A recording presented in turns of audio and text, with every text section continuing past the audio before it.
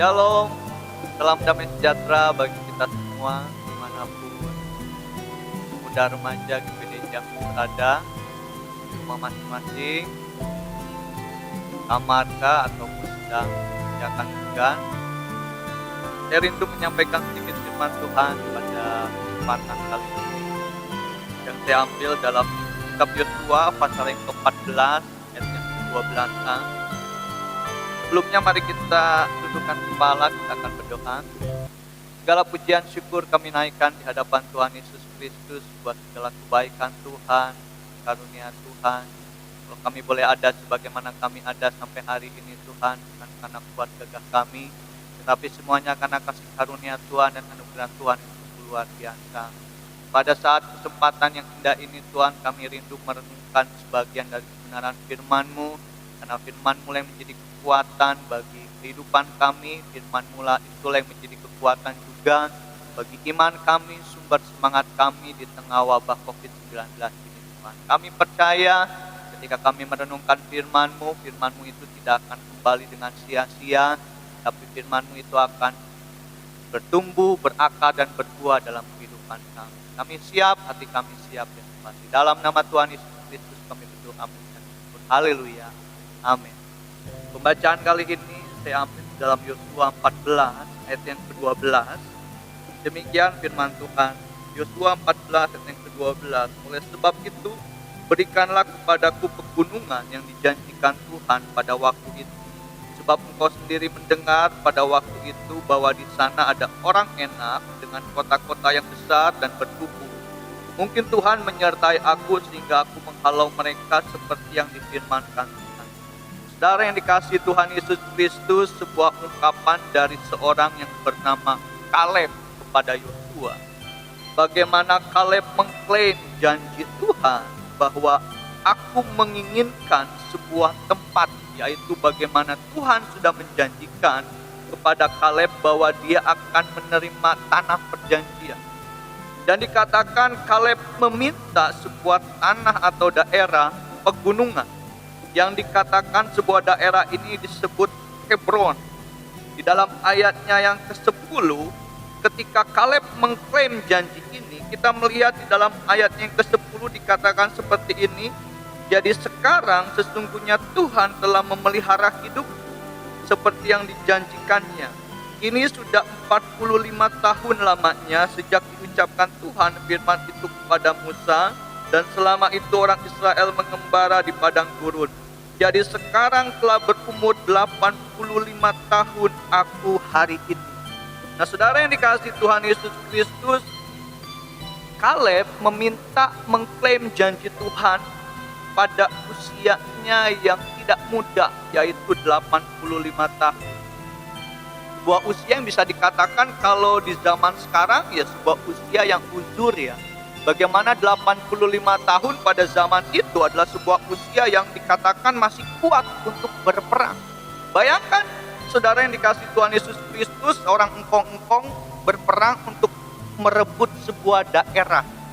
Saya yakin dan percaya, kecuali dia Superman kali ya, dia tidak akan bisa merebut sebuah daerah. Jangankan merebut sebuah daerah, berhadapan dengan satu orang pun, istilahnya untuk bertarung, bertempur atau gulat pun, engkong-engkong umur 85 tahun saya yakin dan percaya kayaknya tulangnya sudah reot semua. Tetapi kita melihat bagaimana Kaleb mengatakan di usianya 85 tahun dia ingin merebut sebuah daerah yang dijanjikan Tuhan. Yaitu sebuah daerah dikatakan di mana terdapat orang enak dengan kota-kota yang besar dan berkubu. Kalau saudara perhatikan, orang enak itu dalam perjanjian lama bukan seorang yang tingginya cuma 165, 170, tetapi bisa dikatakan yang lebih dari 2 meter. Orang-orang raksasa, orang-orang yang tinggi besar, sedangkan rata-rata orang Israel pada saat itu kemungkinan tingginya itu hanya 165 sampai 170. Dan kita melihat bagaimana Kaleb di usianya yang 85 tahun dia mengklaim janji Tuhan. Sampai tua pun Kaleb tetap ingat janji Tuhan kepada dirinya. Nah saudara yang dikasihi Tuhan Yesus Kristus, di tengah situasi COVID-19 ini, Adakah janji Tuhan dalam kehidupan kita?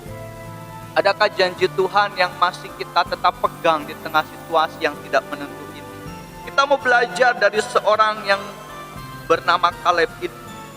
Tetapi juga kita ingin melihat bahwa sering dilupakan dan banyak sekali kita sering lupa untuk merealisasikan janji Allah dalam kehidupan kita. Untuk mewujudkan janji Tuhan dalam kehidupan kita, kita tidak cuma sekedar ongkang-ongkang kaki ya. Bagaimana di tengah COVID-19 ini kita diperhadapkan dengan situasi belajar di rumah, ibadah di rumah, bekerja di rumah. Hanya sebagian orang saja mungkin yang akan komit untuk belajar di rumah, bekerja di rumah, beribadah di rumah. Orang-orang yang cuma sekedar bekerja ketika ada atasan, orang-orang yang cuma sekedar belajar ketika ada guru, mereka akan mengalami kendala untuk komitmen belajar di rumah, bekerja di rumah, bahkan beribadah di rumah. Tetapi kita melihat untuk mencapai atau mewujudkan janji Allah dalam kehidupan kita, ada sebuah peperangan yang harus kita lakukan. Ada sebuah tindakan yang harus direalisasikan. Kaleb mengklaim janji Tuhan bukan cuma sekedar ongkang-ongkang kaki lalu menjadi kaum rebahan. Cuma tinggal duduk, diam, atau rebahan di kamar saja, tidak melakukan sesuatu apapun. Tetapi kita melihat bagaimana Kaleb mengatakan kepada Yosua bahwa mungkin Tuhan menyertai aku sehingga aku menghalau mereka seperti yang difirmankan Tuhan. Sehingga saudara yang dikasihi Tuhan Yesus Kristus, sekali lagi kita diingatkan bahwa untuk mengklaim atau merealisasikan janji Tuhan terwujud dalam kehidupan kita, ada peperangan yang harus kita lakukan. Untuk menggapai cita-cita kita dalam kondisi yang seperti ini, kita harus belajar di rumah, kita harus komit benar-benar belajar di rumah. Bahkan di tengah situasi kita tidak bisa beribadah di gedung gereja pun, kita dituntut untuk beribadah di rumah. Kita harus komitmen beribadah di rumah. Supaya apa? Supaya janji Tuhan terrealisasi dalam kehidupan kita. Kalau kita melihat di dalam ayatnya yang ke-15, dikatakan seperti ini, Yosua 14 ayat yang ke-15. Nama Hebron dahulu ialah Kiryat Arba. Arba ialah orang yang paling besar di antara orang Enak, dan amanlah negeri itu berhenti berperang. Nah, kita melihat di ayat tersebut dikatakan Arba, Hebron itu dahulu bernama Kiryat Arba. Nah, Arba ini adalah orang paling besar di antara orang Enak.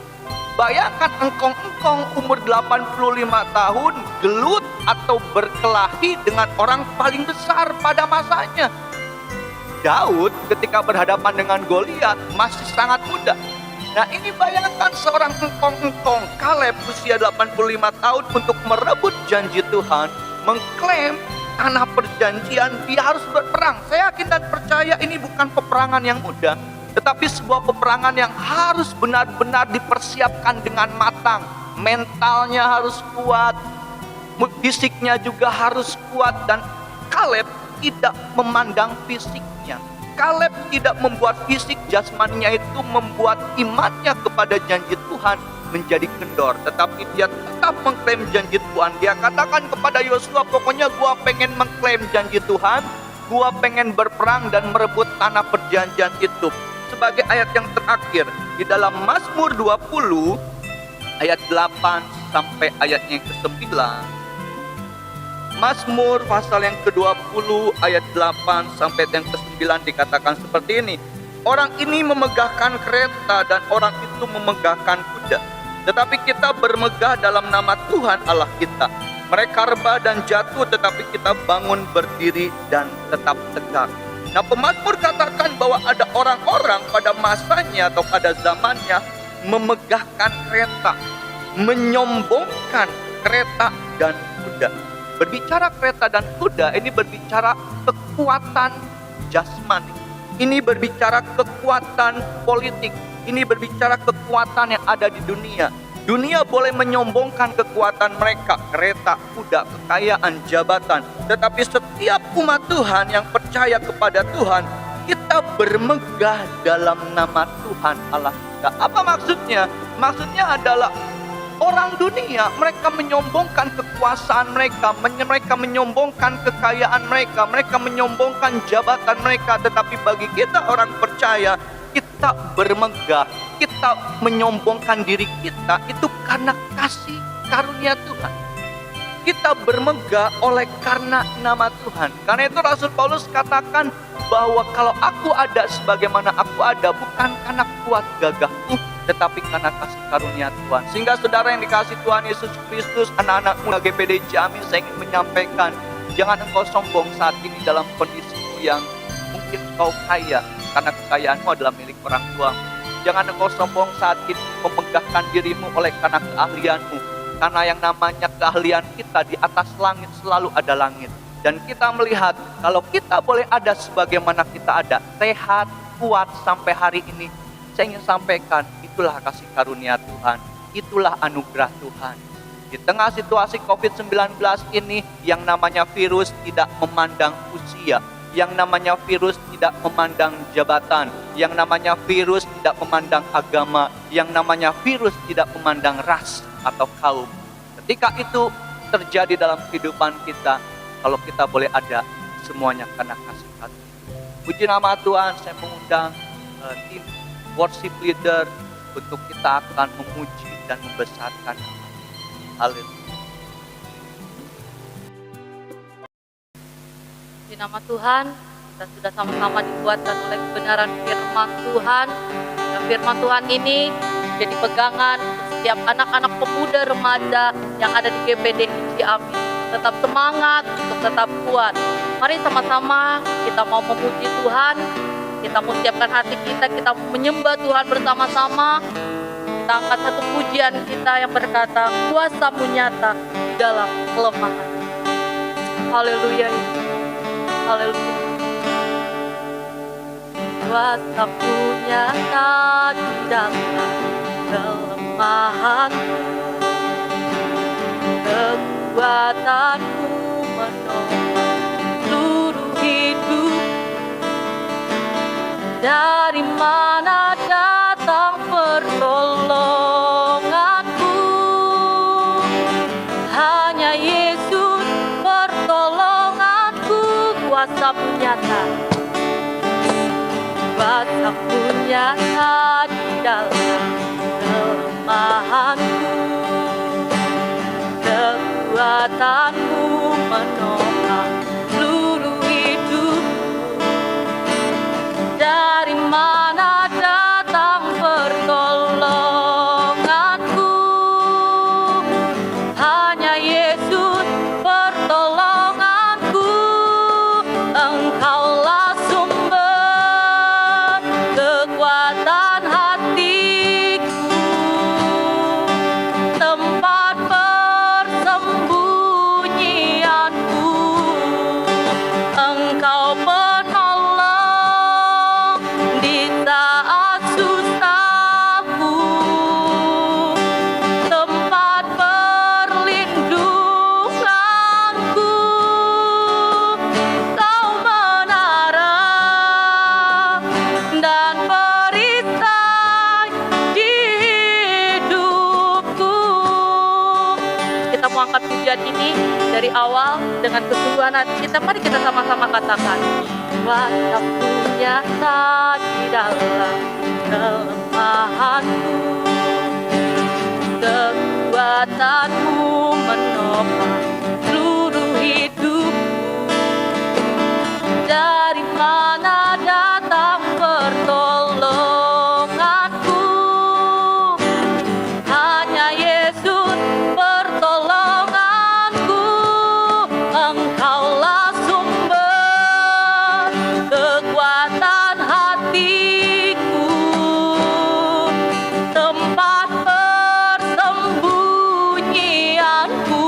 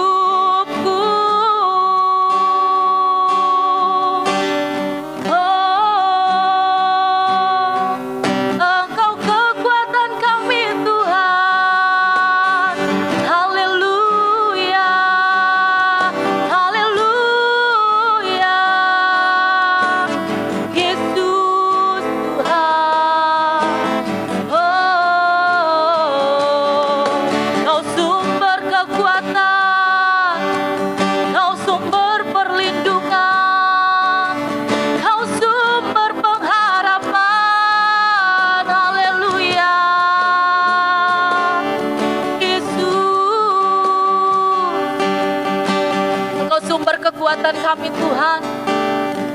Engkau sumber perlindungan kami. Engkau perisai hidup kami Yesus. Haleluya. Yesus Tuhan. Terima kasih Tuhan.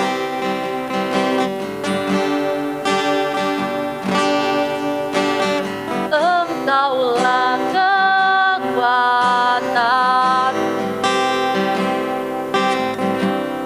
tempat perlindungan saat badai menerpa. Aku tak akan goyah.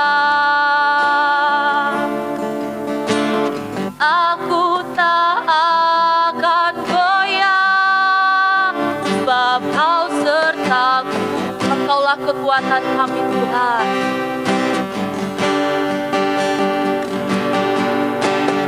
Engkaulah kekuatan, tempat perlindungan saat badai menerpa. Aku tak akan goyah. Aku tak akan goyah, sebab Kau sertaku sejauh langit. Sejauh langit dari bumi, begitu besarnya kasih-Mu. Penuhi hati kami yang rindu menyembah-Mu. Yesus, sejauh langit dari bumi, begitu besarnya kasih-Mu. Kaulah Tuhan, kekuatanku, sukacitaku.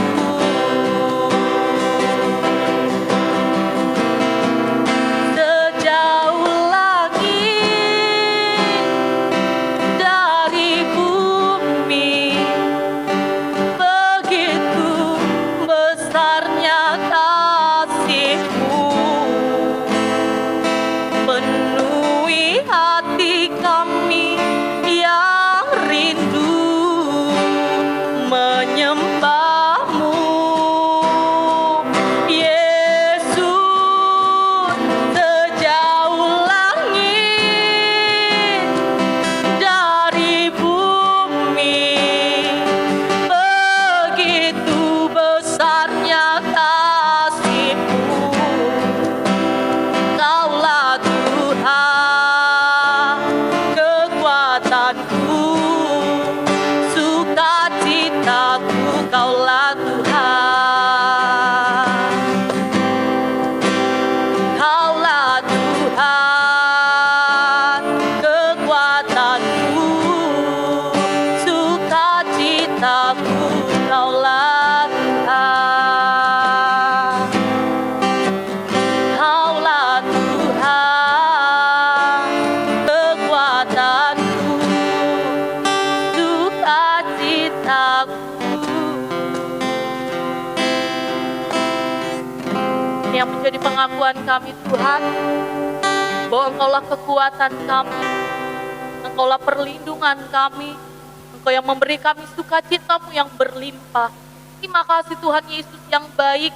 Pada kesempatan hari ini kami dapat memuji Engkau, kami dapat menyembah Engkau, bahkan kami sudah dikuatkan oleh firman-Mu. Biar semuanya ini Tuhan mendatangkan hormat kemuliaan bagi nama Engkau. Berkati setiap anak-anak muda-Mu, dimanapun mereka berada, di tempat mereka masing-masing. berkati setiap pendidikan mereka, berkati setiap apapun yang mereka rindukan. Terima kasih Tuhan, kami akhiri ibadah ini hanya di dalam satu nama, Tuhan Yesus Kristus. Haleluya.